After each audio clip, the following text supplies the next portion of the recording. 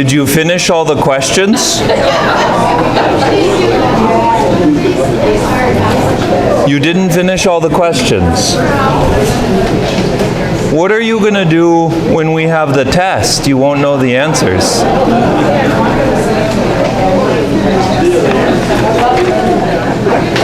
I think it's a good thing to work on and a good thing to continue to ponder if you don't get to them all, like when you spend some time going through it, hopefully at home. Today we have, in large part, the second missionary journey of Paul. And he goes with Barnabas at first, but then Barnabas leaves to go with Mark, and they go back to Cyprus, and then Paul and Timothy and Silas go north into the central region of Turkey. This is one of those times where the regions and a lot of the place names are unfamiliar. If you look on page 111, you'll see that I put a map. And part of it, the colors, as I've made more copies of this over time, the copy machine doesn't always pick up on it all that well. But if you actually see the colors or you look at the Google document itself, you can see a little bit more clearly where these regions are. Because it'll talk about wanting to go into Asia, and most of us don't define Asia as the western part of Turkey, but it just so happens that that's what the Romans called it, and so that's what Paul calls it. Bithynia and Pontus are in the northern part of Turkey. They are the area that borders the Black Sea. If you notice or you listen to the news now and the war in the Ukraine, a lot of it has centered around events in the Black Sea with the Russians and their fleet. That's where that is. The region of Galatia and Cappadocia and Cilicia, you can see Pamphylia and Lycia. It's a little bit harder to see, but on the far left side is an island called Achaia, where Corinth is. And Sparta.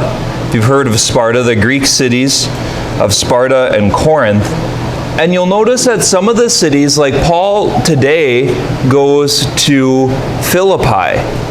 This is where the letter to the Philippians was written, to this church. And I think that's kind of special. We're getting into the place where some of the churches that Paul is visiting or establishing at this point are churches that he writes letters to later. Now, he doesn't write a letter to all of the ones in Pisidian Antioch and Iconium and Derbe, but I think one of his letters he mentions to send around to the other churches. The letter to the Galatians, actually that might be, those would be 3 Galatian cities, so that might be where the where his letter is sent, is to those churches. And again, Paul is on a missionary journey that's quite long. Is it a little bit hard to hear with the fan so loud? Could someone turn it down? It's just on the back of it.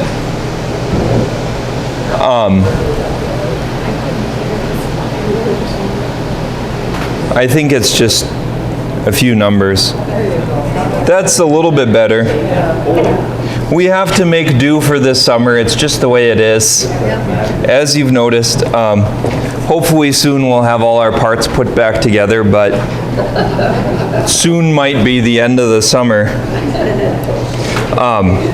So Paul is on another missionary journey, and I think this is worth thinking about because his first missionary journey, do you remember how long it was?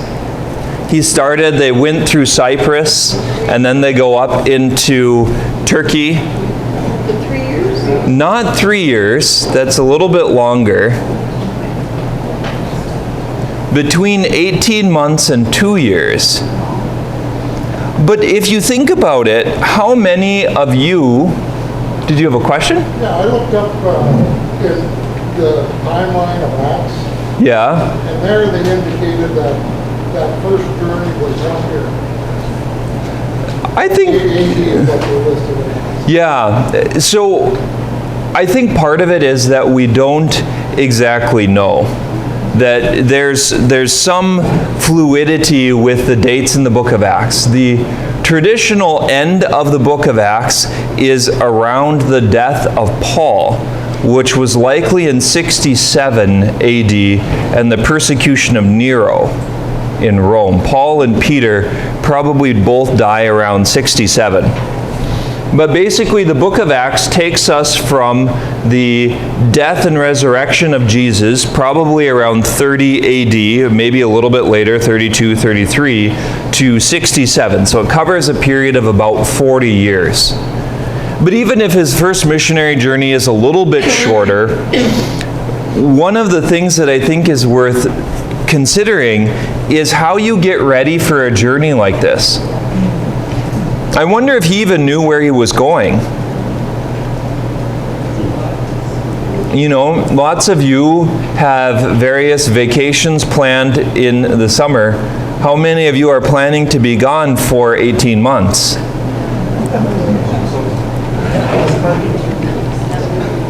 Or another way to ask it is, can you pack for 18 months? Not really, right? And we have modern means of transportation. We have the ability to clean our clothes much easier than they did. But it's still quite a journey. And I think that speaks to a lot of Paul, is he's beginning this journey, and I don't think he has all of the money he needs to pay for his way the entire way. He doesn't know what's going to happen. I don't usually plan on journeys where I'm going to go and get arrested and thrown in prison and stoned and dragged out of a city. Not sure about you guys, but that's not usually in my plans. Like, oh yes, I'm going to go get stoned tomorrow. So I think it's worth considering, because one of the other things that happens when you're on a journey is you kind of learn what real Christianity is. Like, everyone can be happy and friendly when you're at church. And the proof is in the pudding when you're waiting in an airport and your flight got canceled and your bags got shipped across the world and the food stand was closed and there's one gate agent for like 6,000 screaming passengers. If you want to know if you're a Christian, think about what you do then, and it'll tell you. But it's got to be a little bit like the missionary journey of St. Paul. He's out with Barnabas and Mark at first, and they're getting stoned and shipwrecked and on and on and on and on. And it's not an easy journey. Is it the kind of journey that you would be tempted to say, you know what? I think I'm going to buy a ticket home. Would any of you be that way? I mean, sometimes I wonder if Paul, who's a little bit headstrong and probably a little bit bold, ends up getting himself into trouble. You know, like, why can't you just stop talking?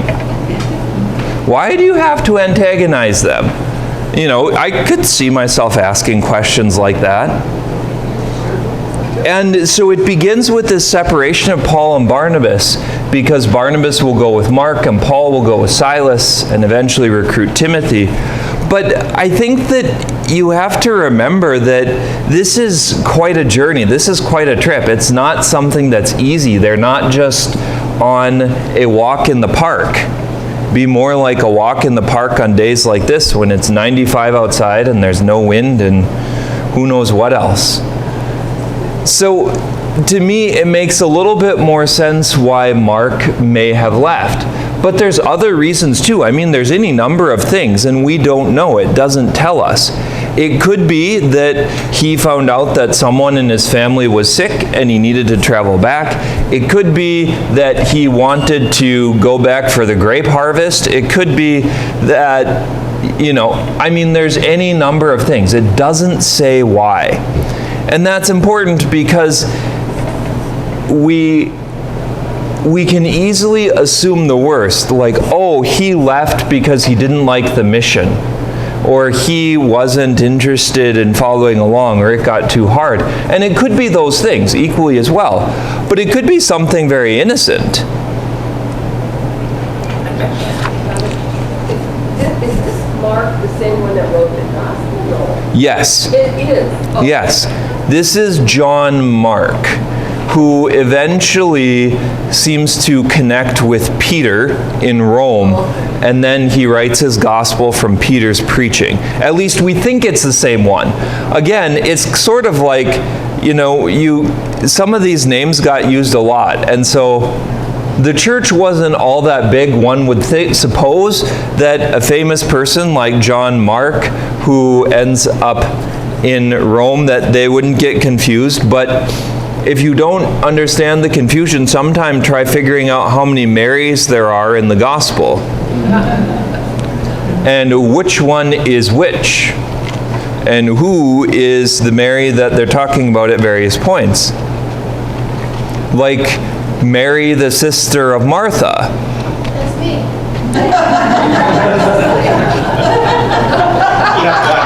That's you. You were there? She's amazing. You're kind of old.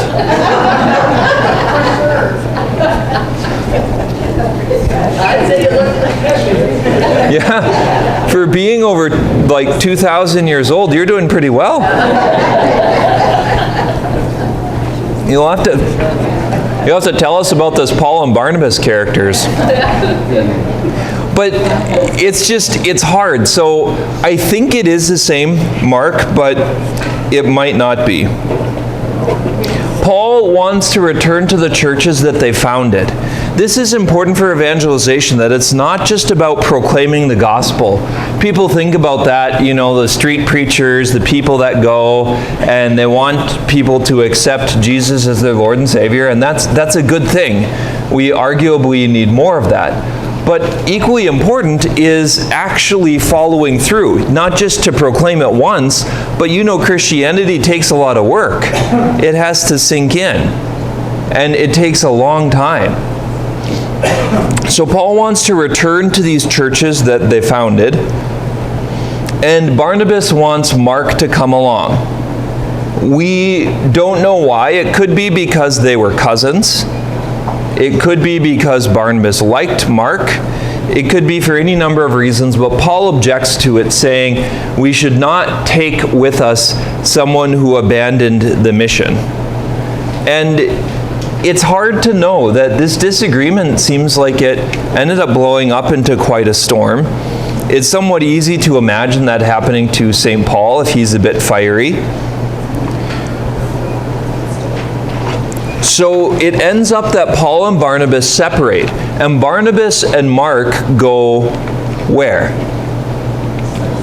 They go to Cyprus, and that's likely because Barnabas is from Cyprus. It was also a place where they had managed to bring, or the Roman governor of the island, Sergius Paulus, who was in Paphos on the west side of Cyprus, that he had come to faith. And so it's very possible that they would be better received there. But it's also part of the mission that these were some of the churches that they did found, and Paul isn't going there. And so one of the other ways to look at this separation is almost in the providence of God, that there's a separation and they actually get more done because they go from one team to two, and they bring some other people into the orbit. Paul goes with Silas to Syria and Cilicia. Cilicia is the region that Tarsus is in. That's where Paul is from. So Cilicia is this region on the south coast of Turkey, just north of Antioch. So in a way, it's like they're both going home. Paul goes to his home in Tarsus, and Barnabas and Mark go to their home on Cyprus. So he goes back to Derbe and Lystra, And this is where I added a little bit. Lystra is a city where he was welcomed as a god. They heal the crippled man by the gates of the city, and the priest of Zeus comes out and wants to offer sacrifice to them, and Paul and Barnabas tear their clothes. And it talks about crying out in Lycaonian. We talked about that there may have been a language issue and a translation issue. So this is also the city that Paul had been stoned there.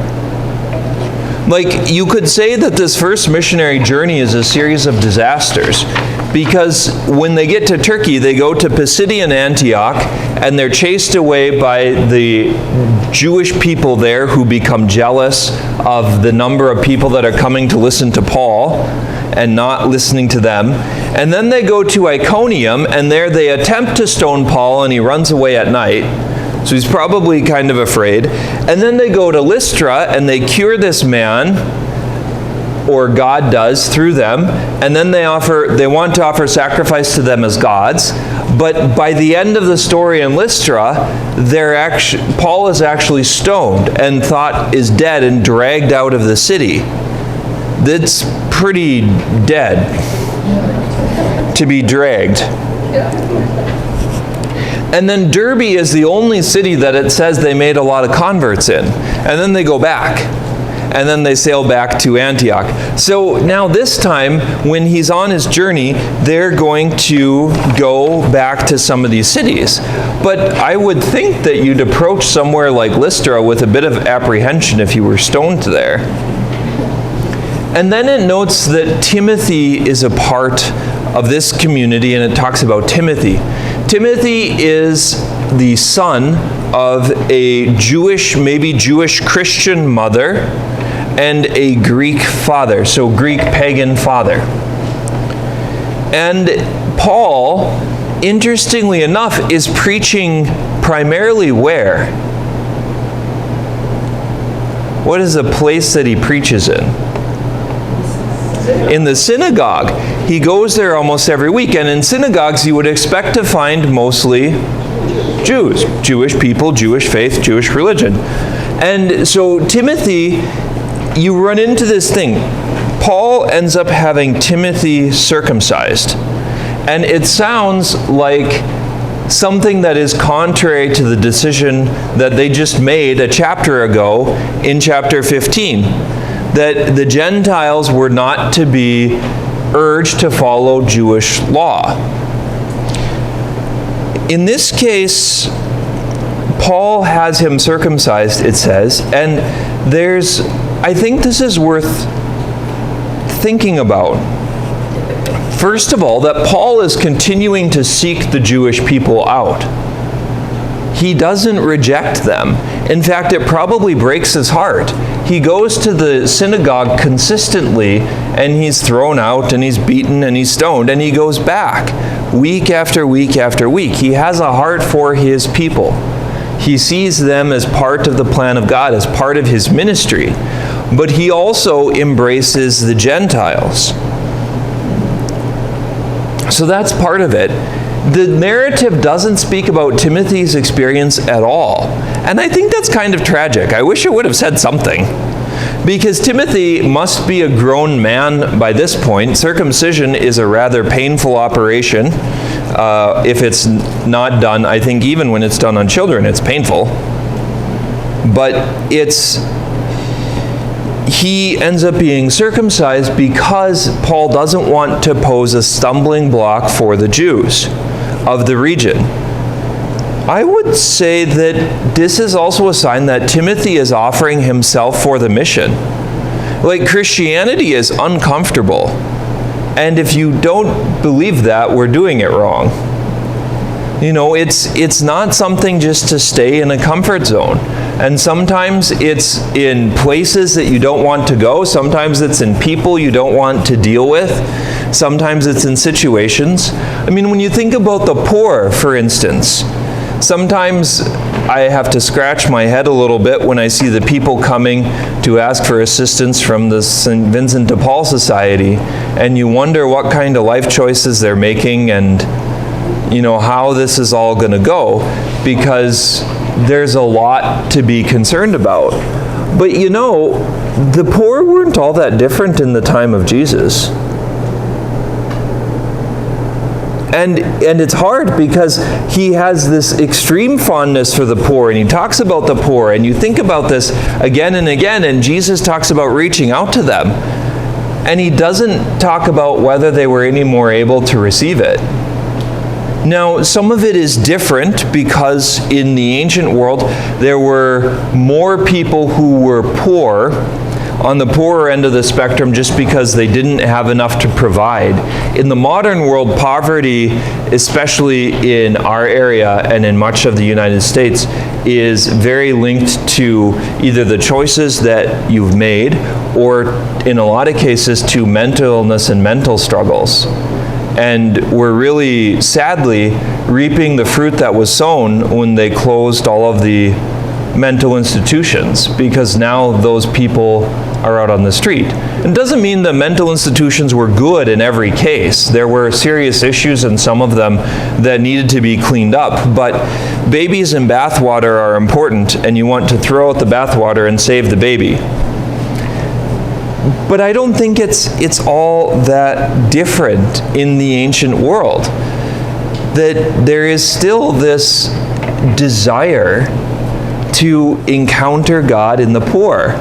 Certainly it wasn't easy to minister to people who were lepers, and there's the powerful story of St. Francis, who struggled so often with leprosy and the smell and just feeling very put off by it, until the day where he finally kisses a leper's hand, I think it is. And there's something profoundly beautiful about that. And so Christianity is kind of like this. You see it in the life of Paul, that there's a beauty to his ministry, and there's a grace, and God moves with power, and there's miracles. But it's also him being beaten and stoned and thrown over walls and escaping in the middle of the night and shipwrecked, and that there's kind of both. There's what is that movie called? I don't remember. There's like the time of shadows and there's a time of glory. And Christianity has both. And sometimes we encounter difficulties in various directions, in one direction or another, and we have to be ready for that. We should be suspicious of it. Jesus talks about all of the Beatitudes, blessed are the poor, and the last one is, blessed are those who are persecuted for righteousness. That Jesus fully expects there to be persecutions. Sometimes that might be your own fault, and sometimes might have nothing to do with you. But our faith invites us to that, and invites us to live through that in a way of trusting God. I think Timothy is a great example of this. I mean, Timothy could have said heck no and thrown up his hands and gone another direction. Like, he could have protested to Paul, your own decision in the Council of Jerusalem. You were there. You heard them say that this should not be imposed on the Gentiles. And Timothy is evidently a Gentile. He comes from at least a Gentile family, a Gentile father. And he could have argued no, but he sees his role and the proclamation of the gospel as being more important. So it notes that they travel around to many towns and they preach. They share the decision of the council in Jerusalem. But I think this is a difficulty. I don't really understand why Paul does this, because to me it does seem contrary to the decision of the council in Jerusalem. It doesn't quite fit and it doesn't make sense. But again, just because I've gone through seminary, I don't get to sort through all the mysteries of the scriptures easily. Paul brings along Timothy, and he notes that, like Timothy and Titus and people like Silas, he is training them to be leaders of local churches. Timothy becomes a bishop of Ephesus. Titus, I think, is sent to Crete, and several of his other companions become bishops in other cities. And this is part of what we talk about with the importance of discipleship, of walking along and accompanying people. It's the same thing that Jesus did. Jesus lived with 12 guys and sent them out. Paul is living with several others, and he's training them for the mission. My guess is by the end of the time that Paul is with Timothy and he sends him off to Ephesus to be a bishop, Timothy doesn't really feel ready, but it's kind of the way it goes. It's not because you feel ready that God calls you or puts you in the right place. It's because he needs you. And he wants you, and God doesn't seem to care very much whether you're good at this or not. If you think so, think of Peter. Peter in the Gospels is not a good fisherman. He hardly ever catches anything except for when Jesus tells him to. He's not a man of theological training, and Jesus picks him to be an apostle. So, and here's another great piece. So Paul is on this journey. They go to Derbe and Iconium and Lystra and Pisidian Antioch. And then he wants to go to Asia, which is the western end of Turkey, probably to Ephesus. Ephesus would be the major city in Asia. Pergamum, Sardis, those are all in the province of Asia. But he talks about being prevented. And then he wants to go, so they end up going to Phrygia and Galatia. I don't even know if it has Phrygia on our map. I wonder where that is. You'll have to look it up. So he goes there, and he seems to be establishing new churches along the way. And then he wants to go to Bithynia and Pontus, which is on the northern end, the south shore of the Black Sea. But again, he can't go there. He talks about being prevented by the Holy Spirit. So he goes to Troas. Troas is on the Straits of, I think they're called the Dardanelles. You can see them in modern Turkey today. So there's a long strait, and he ends up sailing from Troas to Macedonia. Macedonia is across the sea in northern Greece, where Philip was from. Philip, the father of Alexander the Great. Philip of Macedon. He was Macedonian. That's where the name Philippi comes from, the city.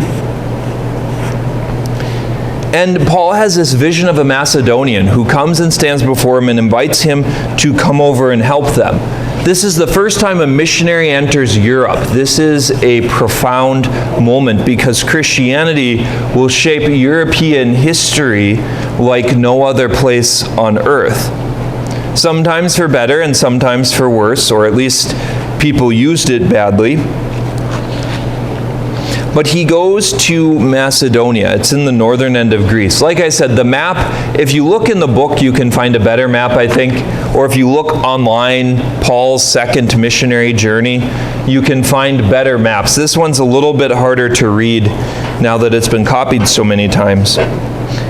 But I think this is a good example for us because Paul was probably frustrated. He wanted to go two different places. He was probably sure that God was calling him there, and he doesn't get to either one. But he gets sent to somewhere he didn't want to go, all the way across the sea to Greece. And he keeps getting shipwrecked, so my suspicion is he might not want to get on boats. I mean, who knows? That might have been the disagreement between Paul and Barnabas and Mark. Mark is like, let's take a boat. And Paul is like, last time we were on a boat, it didn't go so well. The will of God is sometimes quite humorous because the old saying goes, the best laid plans of mice and men. God has his own desires and he arranges things. He's working in providence, and it ends up being very providential that Paul goes there. We have to deal with frustration and anger. We can't bottle it up forever. You have to find a way to process and work through your emotions. Some of that is bringing it to the Lord, bringing your feelings into the open, sharing with Jesus, this is where I'm at. Just because it's Paul doesn't mean everything goes well. It's like our travel difficulties today, except probably worse because they get stranded for days. I mean, there were entire seasons where they didn't really sail across the Mediterranean.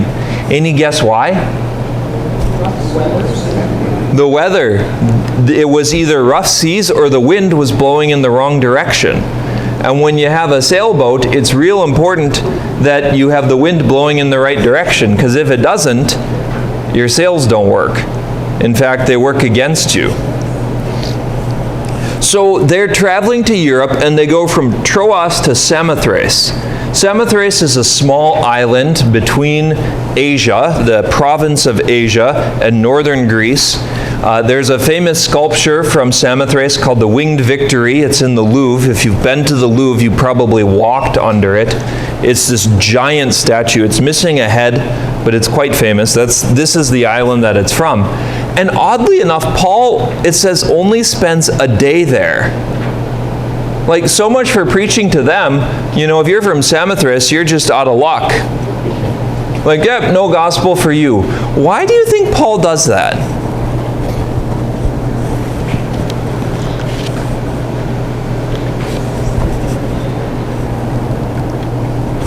Someone, be brave. Guess. Somebody's already gone there? Somebody's already gone there. That could be. There could be an already established Christian church. Anyone else?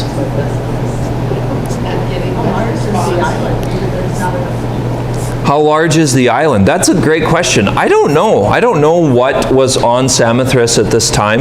That'd be another good thing to look up. Paul's destination is Philippi. And Philippi was the leading city of the region. So my suspicion is that Paul actually wants to establish a church in the leading city of the region and build it up there, because then they could send missionaries to these other places while he moves on. It seems like he wants to establish a base of operations in Philippi, but it could be some other reason. I mean, that's not a bad one, or that there weren't enough people there. It could be that they're in a hurry or their boat didn't stay, but it is kind of odd that Paul, who is so interested in proclaiming the gospel in every place that he goes, you know, if you're from Samothrace, you're just out of luck. Like, oops, you were born wrong. No gospel for you. But Philippi was a capital of the region. It was the Roman capital. It was a city that was primarily formed of Roman soldiers. Former Roman soldiers. It could have been Latin speaking, and it was a center of commerce and trade. It's likely a very Roman town, and we know that because it talks about Paul going to preach on the Sabbath, but in this case he doesn't go to a synagogue. It says he goes to a place of prayer. Probably because there weren't enough Jewish believers to build and support a synagogue. So he goes to this place of prayer, places where often Gentiles would gather, and he preaches. He meets some women there. The women, again, are the banner carriers of religion, even in the ancient world. And he meets a dealer in purple cloth named Lydia. Now, a dealer in purple cloth, why is that important? It cost so much to make it that color. Purple was the most expensive color. And there's a few variations of it. So the old color royal blue you've heard of is the same kind of thing. Royal blue